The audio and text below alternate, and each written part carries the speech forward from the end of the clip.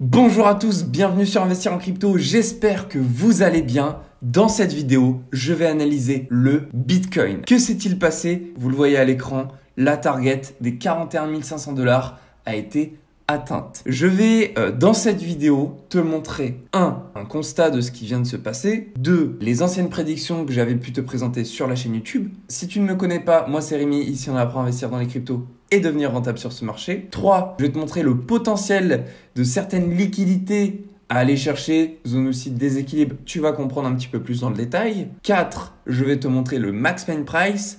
Et 5, je te montrerai également le nombre d'ordres d'achat et de vente qui font que de se croiser en ce moment. Ça sent un côté bullish pour le Bitcoin. Si tu es motivé, c'est parti, on va commencer la vidéo de suite. Première partie, constatons ce qui s'est passé. Bitcoin, il nous a explosé ici les liquidités à aller chercher, liquidités short, c'est-à-dire les personnes qui ont vendu et qui souhaitaient récupérer leurs gains à la baisse. Tu le vois, comme j'avais pu t'en parler la dernière fois, on avait ici ce qu'on appelle un equal high. Sauf que, comme on avait ici cette petite percée, je t'avais dit dans une des vidéos que moi je ne voyais pas ça comme une prise de liquidité. Dans le sens où c'est une prise de liquidité valable dès lors que on va casser et prendre les stop loss des personnes qui ont investi avec des effets de levier x100 ou x50. Or, pour les personnes qui ont pris des effets de levier x10, ils étaient positionnés 10% plus haut. Ou alors ceux qui ont pris des effets de levier x20, ils étaient positionnés 5% plus haut. Donc cela n'avait pas été pris. Et tu vois, là on a été les chercher hier. Et dès lors qu'on a été prendre leur liquidité, on a fait de grosses bougies. Quelle était la target à aller chercher? Je te le montre dans le passé. Je t'ai fait une vidéo à ce sujet. La première target à aller chercher à la hausse, c'était ici, les 41 500 $.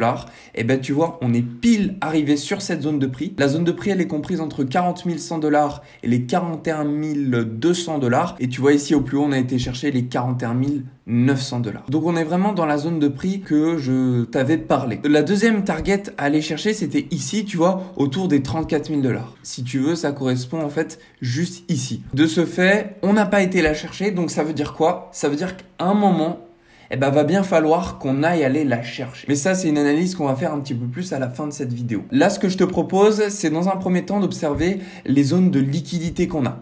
Alors, tu vois ici, en bas, on a une zone d'equal low. Donc, c'est-à-dire que c'est une zone sur laquelle on a des acheteurs qui ont pris position, notamment sur ces deux mèches, sur laquelle, si on doit rebondir, on va couper leur stop loss ou on va tout simplement atteindre leur liquidation. Donc, de ce fait, si on doit repartir à la baisse et que ces gens-là qui ont pris des achats à effet de levier n'ont pas vendu à ce moment-là parce que eux, ils souhaitent peut-être faire un x100 une fois que le Bitcoin sera à 100 000 ou 200 000, ils vont se faire taper dedans. Donc là aussi encore, on fera une mèche assez prononcée. Alors pas comme celle-ci. Pourquoi? Tout simplement parce que là, on avait ces vendeurs, on avait ces vendeurs, on avait ces vendeurs et tous ces vendeurs qui se sont accumulés. Et c'est la raison pour laquelle on a fait une énorme bougie à la hausse. Là, on n'a que 2 mèches. Donc, tu te doutes bien que là, la force de la bougie ne sera pas aussi puissante. En revanche, là, moi, je vois un autre equal low intéressant à noter qui est juste ici, tu vois. Cet equal low, pareil, c'est une zone sur laquelle il faudra s'attarder puisque on a énormément d'acheteurs qui ont pris des positions à ce niveau-là, que ce soit le 28 janvier ou encore ici avec plusieurs mèches que l'on a le 3 février. Voilà pour ce qui est des liquidités. Maintenant, il y en a d'autres que tu peux voir notamment ici, autour du prix des 43 800 $. On a toutes ces personnes-là qui ont pris des positions de short, mais également ces personnes-là qui ont pris des positions de short en plaçant leur stop loss juste ici, également ici. Et puis encore, on peut dire aussi ces personnes-là qui ont pris des shorts et qui ont peut-être, eux, positionné leur stop loss ici. Donc, toutes ces personnes-là seront des traders à liquider. Donc, si on doit continuer cette jolie hausse qu'on est en train de faire sur le Bitcoin, on ira aller chercher ces personnes-là. Je doute fort qu'on s'arrête ici pour repartir à la baisse. Autrement, si ça arrive, parce que ça peut aussi arriver, alors le moment, le jour J, où on devra casser cette zone-là, car on aura une autre accumulation ici, je vous garantis que là, on va partir d'un coup à la hausse. Alors, quand je vous parle de garantie, c'est pas pour vous dire assurément ce qui va se passer, simplement pour vous dire que on a tellement de liquidité que c'est sûr qu'on aura une mèche très rapide à la hausse. Voilà pour le constat du Bitcoin. Maintenant, qu'est-ce qu'on peut aussi constater d'important? Rappelle-toi, le 4 février, le max pain price était autour des 37 000, 38 000 dollars. Et qu'est-ce qu'on voit?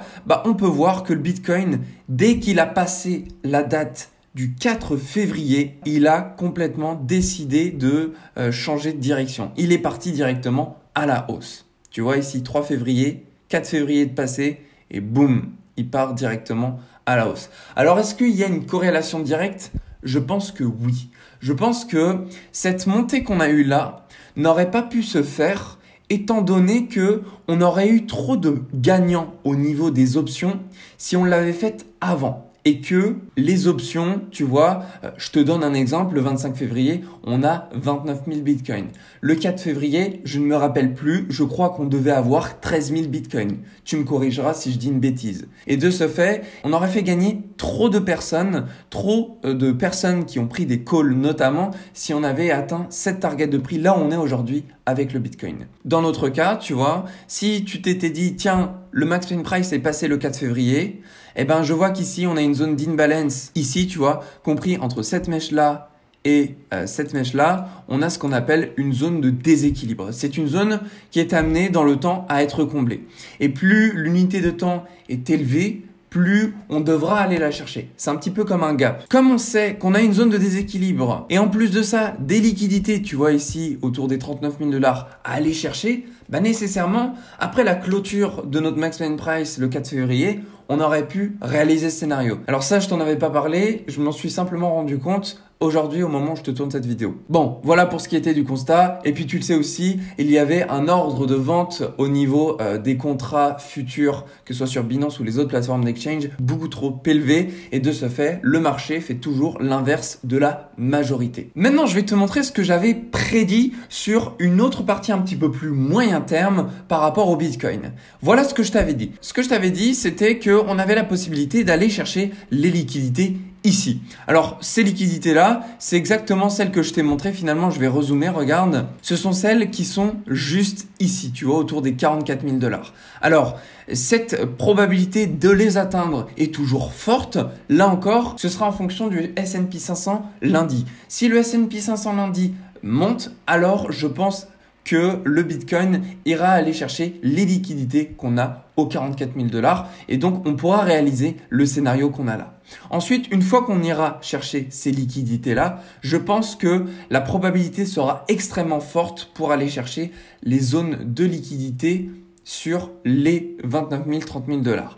Alors pourquoi je te dis que la probabilité sera très forte? Tout simplement parce que je te dis ce que je pense. Je ne crois pas à un Bitcoin partir aujourd'hui aux 135 000 dollars si on n'atteint pas les liquidités qu'on a ici aux 29 000 dollars. Pourquoi? Parce que tout simplement, si on part aux 135 000 dollars, tu te doutes bien que toutes les personnes qui ont pris des positions ici, tu vois dans ce petit carré que je viens de te faire, je vais le changer de couleur comme ça tu vas le voir. Tu vois dans ce carré orange ici, il y a énormément de personnes qui ont pris des positions. Là, on est en weekly. Si je me mets en 4 heures, tu vas te rendre compte du nombre de personnes qui ont pris des positions, tu vois. Tout ça là, ce sont des personnes que nous n'avons pas liquidées. Donc ça veut dire que tout ça sont des gens qui vont profiter. Et tu sais, tu connais un petit peu le concept des cryptos aujourd'hui. L'objectif, c'est qu'il y ait un maximum de perdants pour un minimum de gagnants. Et le minimum de gagnants, tu sais très bien, ce sont ceux qui ont les gros portefeuilles. De ce fait, il y a cette probabilité extrêmement forte qu'on aille rechercher ici cette zone des 29 000 dollars. Et en plus de ça, on sait que sur le contrat à terme du Bitcoin,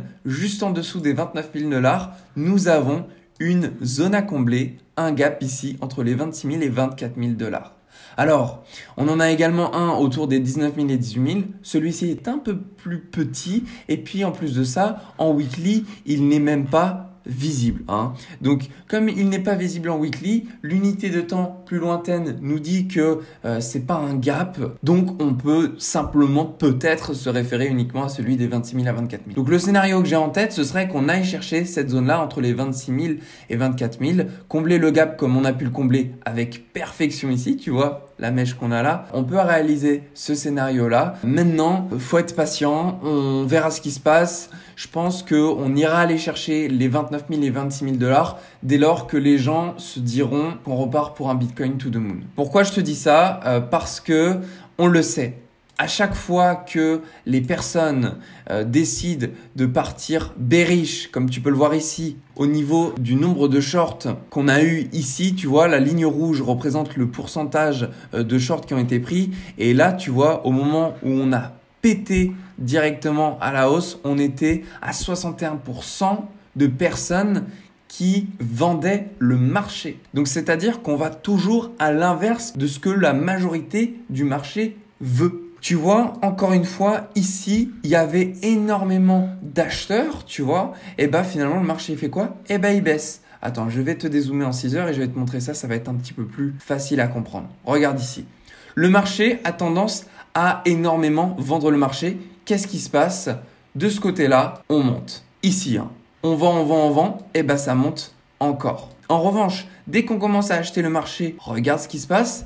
Ça descend. Et l'analyse que je te fais là, elle est plutôt moyen terme. Elle est très dézoomée. Donc, ça peut être un bon indicateur si toi, tu as investi plutôt sur 3 mois, 4 mois, 6 mois et de savoir à quel moment serait-il bon d'acheter ou de vendre et de revendre mes positions peut-être dans 1 mois ou 2 mois. Là encore, qu'est-ce qu'on peut voir? On peut voir qu'on a une majorité de vendeurs qui se prononcent. Et dès lors qu'on a une majorité de vendeurs qui se prononcent, on le sait, le marché part à la hausse. Donc mon scénario d'aller chercher les 29 000 ou 26 000 dollars sera OK dès lors qu'on aura une majorité d'acheteurs. Voilà, donc je pense que c'est possible qu'on aille chercher ici les 44 000 dans cet espoir que du coup tout le monde se dit ok c'est parti to the moon, la tendance est réinversée, on a fait une break of structure.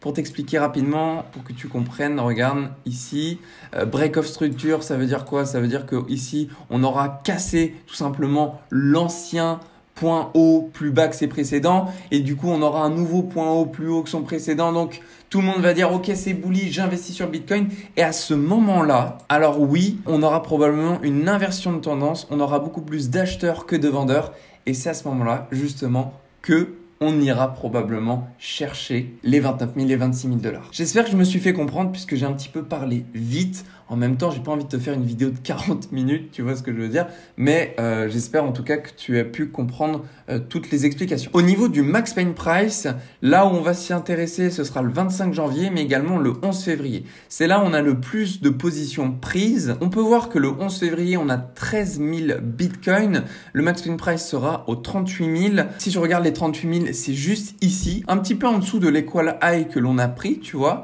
Donc, il y a cette possibilité qu'on aille le rechercher dans le temps. Maintenant, on verra si on va s'y fier dans le sens où, tu sais, le Max Pain Price bouge. Il peut bouger, par exemple, si les gens redeviennent bullish, il peut se remettre à facile 39 000, voire 40 000 d'ici là. Maintenant, le 11, c'est dans quelques jours. Donc, il y a cette probabilité. Je te dessine le scénario que j'ai en tête là.